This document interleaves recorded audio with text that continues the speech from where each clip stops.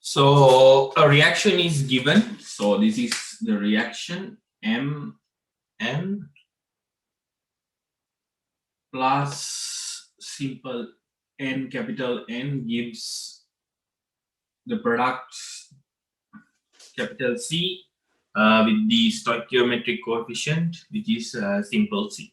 Okay, and the first question asks to considering the above reaction to be an elementary reaction. So elementary reaction means you know the order with respect to each reactant should be its stoichiometric coefficient, right? So we can write an expression for rate. So for an example, our rate should be equal to a rate constant which determines the speed of the reaction and concentration of M to the power of simple M, concentration of N to the power of simple N. So this is our rate equation for this particular elementary reaction. Okay. Then in the second part, if you check, where is it? Yeah. So in the second part, they have carried out two experiments. So what they have done here is they have measured the initial rate, so the rate at the beginning of the reaction, by varying the concentration of M while keeping the concentration of N constant. So this is a typical situation. If you want to find the order with respect to a certain reactant, you need to change its concentration and measure the rate while keeping the other reactant concentration constant. So that is what they have done in both the cases. But there they have only given this as an information to get or to predict the result based on two graphs that they have given for experiment 1 and experiment 2. Because in general, what we see here is they will have this initial rate value as a digit, as a number. Then based on the concentration of M and M, we try to develop a certain, actually two equations, and we solve it and to find the order with respect to M as well as N. So here they have at experiment 1, they have varied the concentration of M and kept concentration of N constant, and in the second one it is the other way around. And in the second one they have given the concentration of M as well. So these are the two graphs that they have obtained. So in the first graph you can see when you change the concentration of M, your initial rate is constant throughout this varying concentration period. For an example, 0.1, 0.2, 0.3, 0.4. You increase the concentration of M, but still you see there is no change in the rate, which means although you change the concentration of M, the rate does not change. Mean what should be the order with respect to M? Because you understand the order with respect to M should be 0, because if you change the concentration of M, the rate is not changing. So that is one conclusion that you can see here. Okay. And in the second one, when you change the concentration of N, for an example, if you see the concentration of N is 0.1, your rate is around 10. And if you double the concentration to 0.2, your rate is around 40, which means it is 4 times. When you double the concentration, your rate is 4 times increasing, which gives me the idea the order with respect to this N concentration should be 2. Okay, so that is the ideas that I can take from these graphs. Okay, so now we will go to the questions. So first find the order of the reaction with respect to M. So clearly you can tell the order with respect to M is 0. Why? You need to mention the reason. So the reason is when you change the concentration of M, there is no change in the rate. This one. Find the order of the reaction with respect to N. So here you can argue in the way that I have argued. What? When the concentration is 0.1, the rate is 10, and when the concentration is 0.2, the rate is 40. Okay. Or either you can, if I use the board again, so from the first answer, so for the first answer, the order with respect to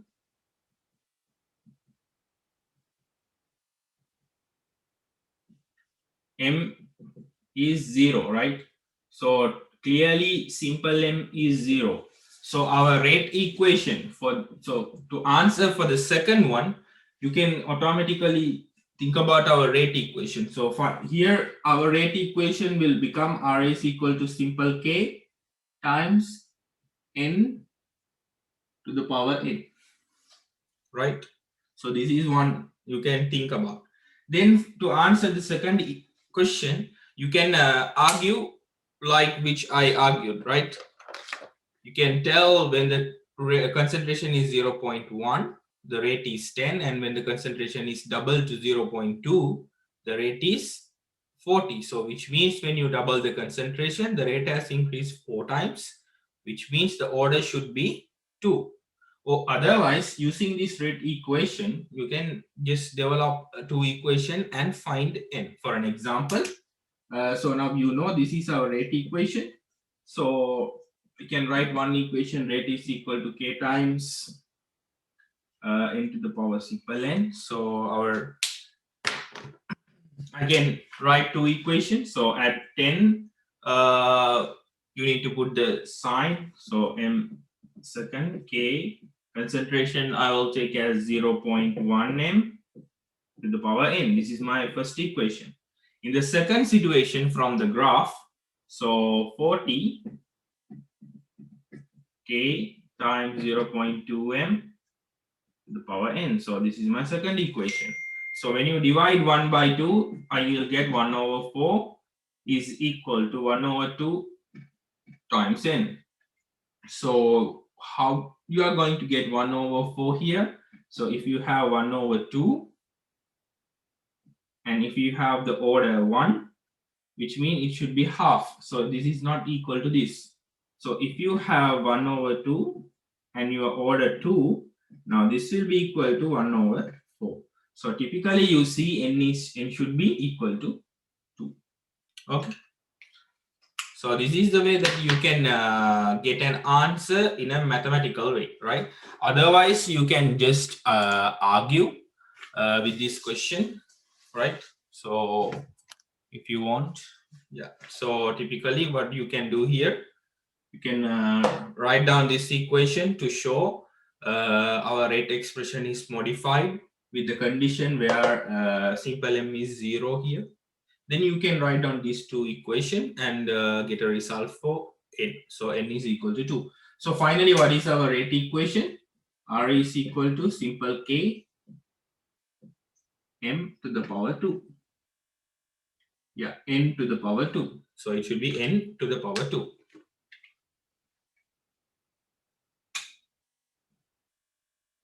N to the power 2. Then you might have a question like this in your brain, in your head. Like, okay, so now we change the concentration of M, but it does not depend or it does not contribute to the rate. Okay, because rate does not change when you change the concentration of M. So why M is here? So we can just remove M. You might think like that. We can remove this M and allow this reaction to happen. No, it doesn't work. Always remember, even though the order with respect to M here is 0, M is necessary for this reaction to happen. Otherwise, this reaction will not happen. The only thing is you can use higher amount of M or very small amount of M to allow this reaction to happen. Okay, because rate does not change. So if you use small amount, same rate. If you use a big quantity, same rate. So it is very advantageous to use a small amount here because rate does not change. So based on the amount of product that you expect, you can use a small amount. You don't need to use high amount to increase the rate. Okay, because it is independent of the concentration of M. But you need to understand here, for this reaction to happen, M is needed. M is participating in the reaction. That is the correct one.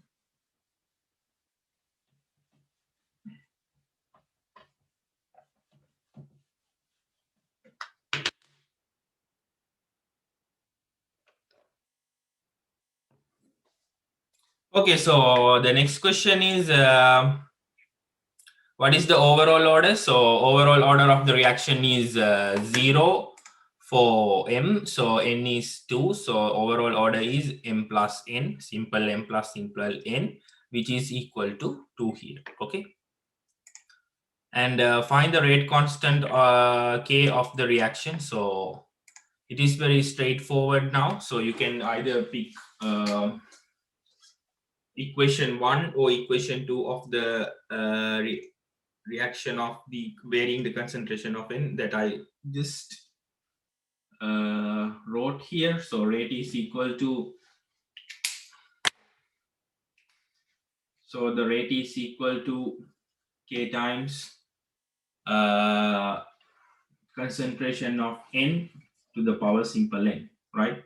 So I will take the situation where the rate was 10. So 10 M S minus 1 is equal to rate constant K, and the concentration was 0.1 M, and the order is 2. So based on this, you can calculate K.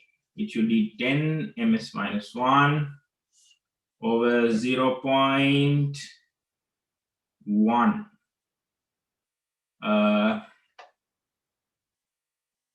Yeah, so 0.01 m squared. So you can cut here for 1. So it will be 10 over 0.01.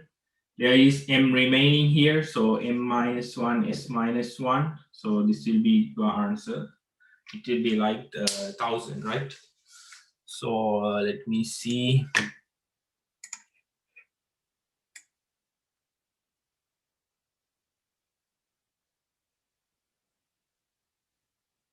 Yeah, it is 1,000. So typically, you can have an answer for this one. Just give me a second.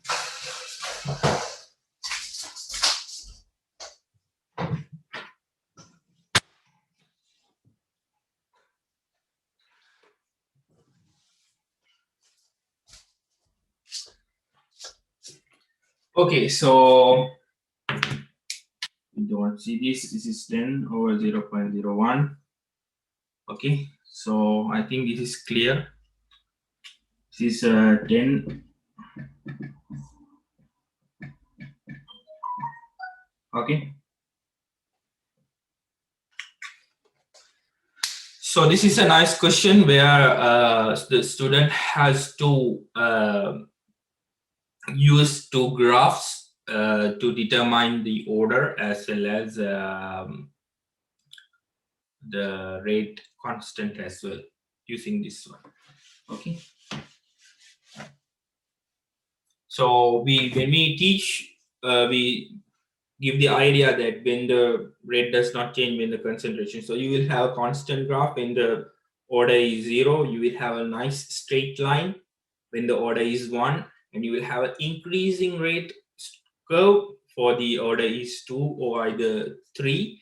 And normally we don't see orders more than 3 because in practice, I mean, so because of the steric hindrance of the molecule with different order. So this is one of the idea that you can even take from this question as well.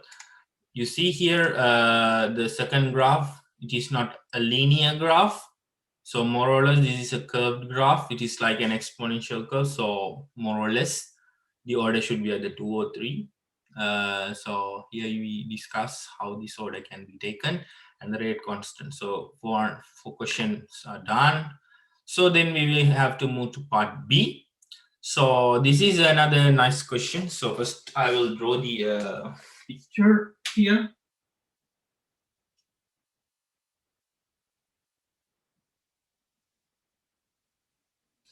Okay, so this is P, this is Q, and this is V, and this is 2V.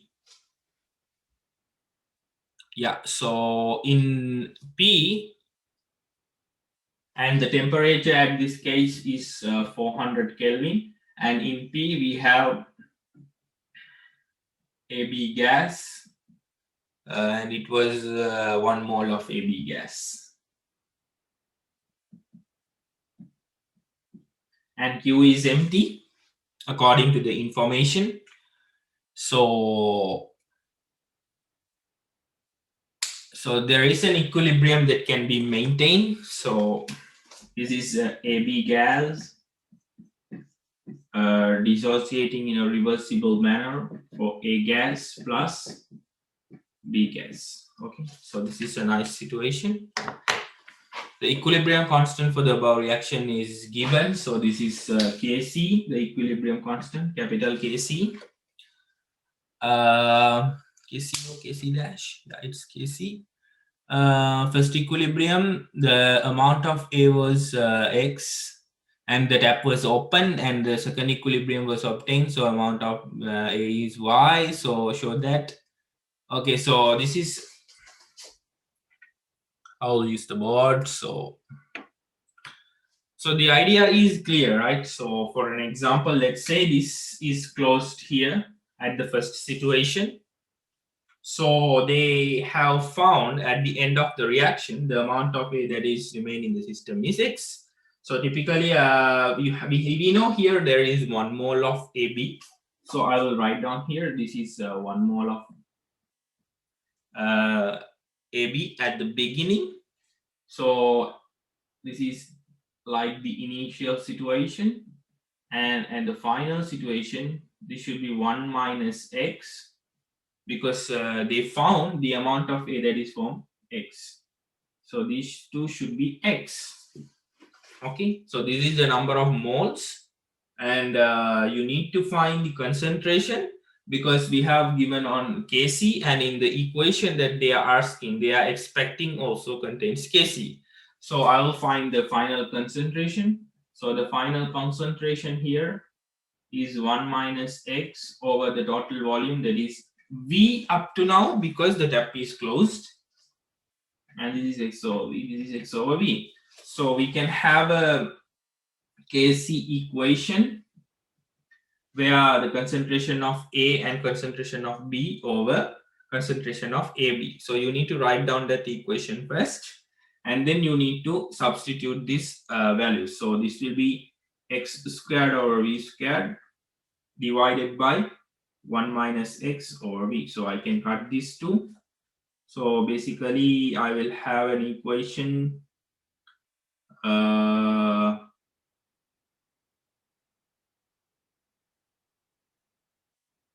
yeah, so Kc V 1 minus X is equal to X squared. So this is the equation that I guess they are expecting. Yeah, Kcv 1 minus X is equal to X squared. Yes. So then their condition is they are opening this tap. So the first situation is this. The second situation is now they are opening the tap. The only difference when you open the tap is the volume is going to increase from from V to 3V now, right? So which should give you a clear understanding when the volume is increasing, the pressure of the system should be automatically decreasing, right? Because if the pressure is not decreasing, there should be a condition where the temperature of the system should increase. But the temperature is constant, it does not change, which should give you the idea when you increase the volume like this, which you allowed the equilibrium to happen not in V, now in 3V, the pressure of the system should be decrease according to the Boyle's law at constant temperature. So when the tap is open and it allows to equilibrate again, and now the amount of A was found as Y. So typically, so again, I'll directly now write the final condition. So this should be 1 minus Y. This is Y and this is Y, right? And the concentration should be 1 minus Y over the total volume, which is now 3V. Here it is also 3V and this is also 3V. Okay. And now your Kersey expression should be equal to Y squared over 3V squared over 1 minus Y over 3V. So I will cut 1 3V. So you can have Kc and 3V 1 minus Y is equal to Y squared. So these are the two equations that is expected from you in the first question. The only difference here is when you open the tap, the volume becomes 3V, so that the pressure is decreasing. So according to Le Chatelier's principle, this equilibrium should be shifting in order to keep the Kc constant in a same value, because the temperature at these two situations is same. Okay, so what do you think about that? When you open the tap, you can see here the volume is from V to 3V, and the Y and X values are different. So you can imagine the equilibrium is shifted to a certain direction, right? So we will see what is going to happen next. So this is the answer for the first question. And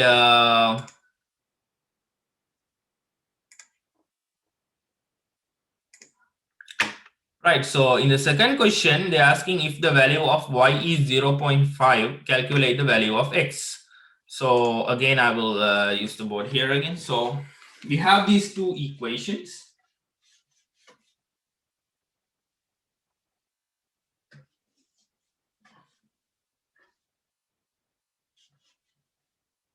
Right? So they have given the value of Y. This is 0.5 moles.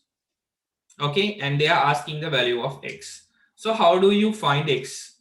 So the simplest idea comes from the fact that when you increase the volume, the temperature does not change, which means Kc at both the situations are equal. So it gives me the idea here, X squared over V into 1 minus X should be equal, here Kc should be equal to here Kc. So it should be Y squared over 3V 1 minus Y. Okay, so you can cut V here and you can plug the values for Y. This is 0.5 squared and this is 0.5, and you can find the value for X because the only unknown term here is X. So you can use the form of the equation ax squared bx plus c, or either you can just try to factorize and see whether you can obtain a value for X. Okay, so when you obtain a value for X here, the value of X will be like 0.33 mole. Okay, or 1 over 3 moles. So I am not going to do the factorization. You can do the factorization and see. Okay, so the important thing here is this. So we know there were two equilibriums, right? So the first equilibrium was AB gas giving A gas plus B gas. So at the end of the reaction, it was 1 minus X, X, X. So we found X. This X is 0.33, 0.33. And here it should be 0.67 moles, right? In the second equilibrium, if you remember, AB gas gave A gas plus B gas, right? So at the end, it was 1 minus Y, Y, Y. So at the same condition where X was 0.33, they gave us Y was 0.5. So this was 0.5, 0.5. So 1 minus 0.5, 0.5. Okay. And the only difference between these two situations, here the volume was V and here the volume was 3V. Okay. So you can understand when you go from V to 3V, the dissociation has increased because here the dissociated amount is 0.33, but here the dissociated amount is 0.5. So it has an increase from 0.33 to 0.5 when you increase the volume, right? So can we try to explain using Leigh-Tatelier's principle? So you can argue like this: how when you increase the volume from 3V V to 3V, the pressure of the system is decreased because volume is increasing, the pressure of the system is decreasing. So in order to keep this pressure increasing, because according to Leigh-Tatelier's principle, if you do something externally, the equilibrium will be shifting in order to counter that change, right? So here when you increase the volume, which means the pressure is decreasing. So in order to keep this pressure at the same value, not same value, in order to keep the equilibrium constant same value, the equilibrium should be shifted in order to increase the temperature. So how to increase the temperature? You can see here there are only 1 moles in the reactant side and there are only 2 moles in the product side. So if you want to increase the pressure, you need to favor the forward reaction, right? So increasing volume, decreasing the pressure, in order to keep the equilibrium constant, the forward reaction should be favored, which shift the equilibrium towards the right hand side. That is why here the dissociation is increased. Okay, so is it clear? You can use the chat box very quickly to answer me. Is it clear?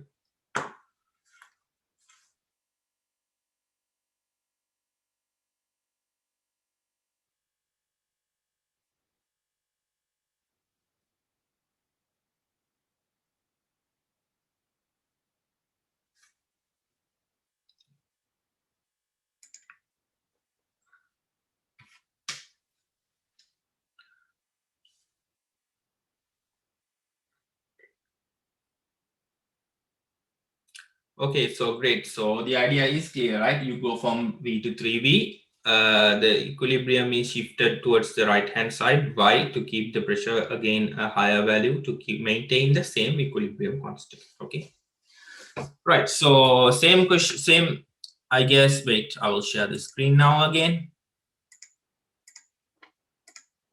So we found X, so you need to find X, so it was 0.33. So explain your answer to about using Leigh-Tatelier's principle. So the explanation is this: you increase the volume, decrease the pressure. So in order to maintain Kc at a constant value, because the temperature is same, you the system should shift in a way as to increase the pressure. So the here 1 mole, 2 mole, so forward reaction should be favored, and that is why the dissociation is increased from 0.33 to 0.5. Okay, so question number 4, the temperature of the system was increased to 600 Kelvin. Okay, and when the system reached equilibrium, the third equilibrium, the pressure of the system was 1.7 at the second equilibrium. Okay, the amount of A at the third equilibrium was Z moles. Calculate the value of Z. Okay.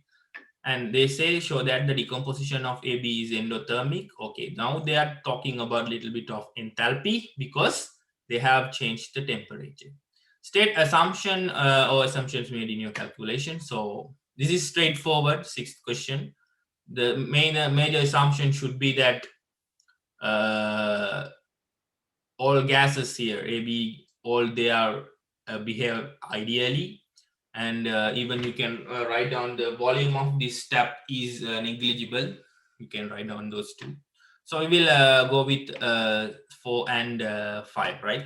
So the situation here is now the tap is open here, at the second equilibrium,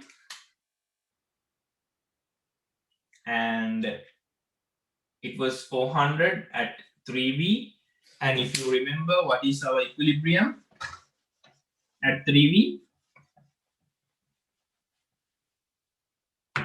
So our equilibrium at 3V is AB gas.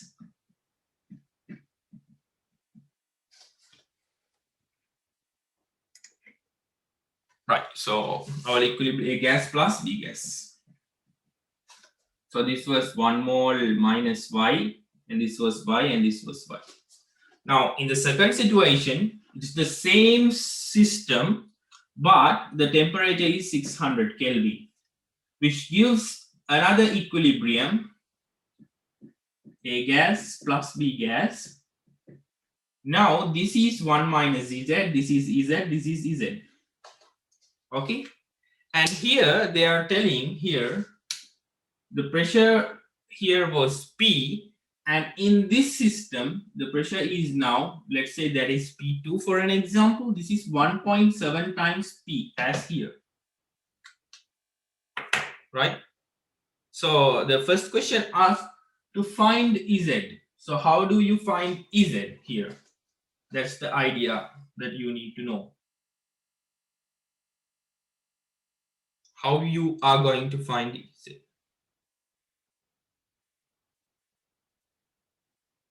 What do you think?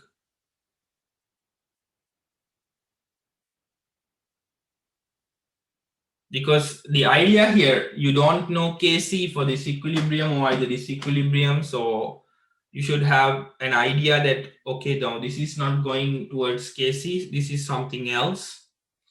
So if you think about the condition of these two, the difference is the temperature and the pressure, right? So more or less, and at 400 Kelvin, you also know that they found Y is 0.5 as well. So how do you find this? That is one of the ideas that it should come into your mind. What do you think? I'll just give 1 or 2 minutes just to get an idea. Okay, so why they have given this statement, the pressure at the second system is 1.7 times P. So there should be a link between the pressures, right? So if you know the pressure of the system of this one, you can find the pressure of the system here, right? The overall pressure. So what is the total number of moles here? So here total moles, 1 minus Y plus Y plus Y. So minus Y plus Y. So this is 1 plus Y. Okay. In the same way here, total moles, 1 plus Z. Okay.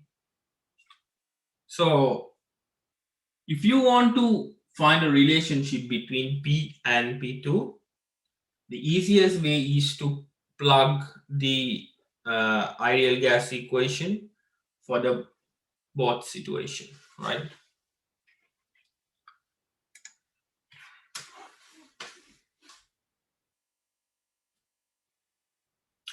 So I will put the ideal gas equation for the first one. So this should be PV is equal to nRT. So pressure of the system is P, let's take, because we don't know. Volume is 3V. N is 1 plus Y. This is the total number of moles at the end. Our temperature is 400 Kelvin. This is situation 1. And this situation, the pressure is 1.7 times P. Volume is still 3V. Now the number of total number of mole is 1 plus Ez. R is temperature is 600 Kelvin. So this is equation number 2, right? So why did I write like this without first calculating the pressure here and then you need to find the P2 here, and then you need to plug this here, and then you need to find this Z. You cannot go in that way because you don't know V here, right? You don't know P here. So there are two factors there that you don't know. So there is a problem. You can take in terms of V and plug it here and cut. So same thing that I am doing here. I wrote two equations, the ideal gas equation for situation 1 and situation 2. So you can see from these two, I can find Z here. Okay, because I know this Y is 0.5 at 400 Kelvin. So if I divide, let's say I will divide 2 by 1. Okay, so I will divide 2 by 1.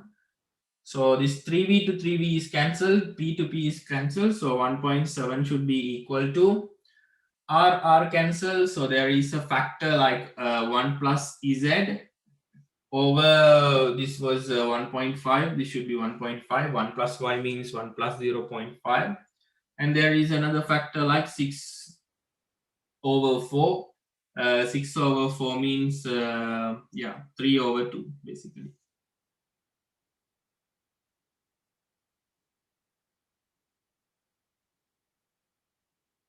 Yeah, so 3 over 2 means 1.5. So you can cut these two. So 1 plus Z is 1.7. So Z is 1.7 minus 1 is equal to 0.7 moles. So Z is 0.7 moles, right? So according to that, the amount of AB that is remain in the system at the final condition at the equilibrium is 0.3, and this is 0.7, and this is 0.7. Okay, so we answered this one. We found Z is 0.7. So the next question was determine the thermodynamics, like whether this reaction is exothermic or endothermic, the whole reaction. So how do you determine that? You can see at 400 Kelvin, Y was 0.5, right? But at 600 Kelvin, Z is 0.7.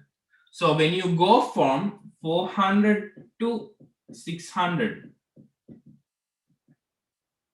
your dissociation goes from 0.5 to 0.7. So what do you think about that? When you increase the temperature, the equilibrium is shifted towards the right hand side, which gives me the idea. Now, if you don't know how to argue that, just put in this reaction on top. Okay, so I will erase this one for a moment. So I will put here heating, which means increasing temperature, and this is cooling, which means decreasing temperature. So heating means exothermic, cooling means endothermic, right? So if I think this forward reaction is heating, and if we think the backward reaction is cooling, let's argue in that way. So what is the external effect? We increase the temperature from 400 to 600. So what we are doing? We are heating the system. So which means we try to do this one, heating.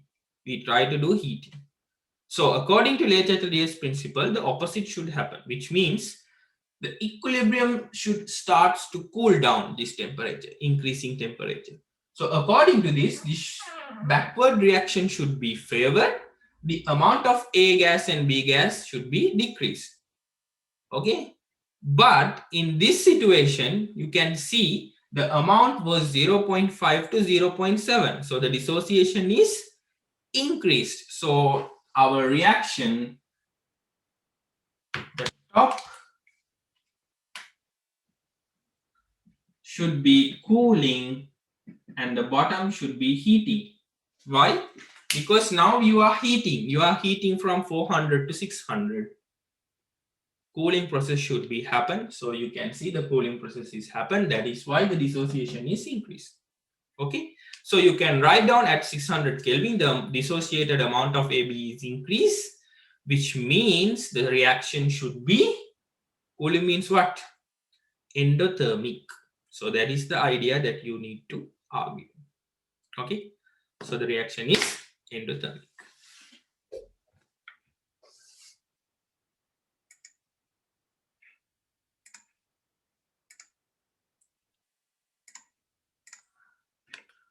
Okay, so show that the decomposition of AB is endothermic. So that is what that we discussed now, right? Why it is endothermic? You can see the amount of dissociated amount of ABC increase at high temperature, which gives the idea the reaction should be endothermic. And how did we determine that? We just put two arrows, so like cooling or heating or cooling. Then you argue based on that, right? So remember, heating is exothermic, cooling is endothermic.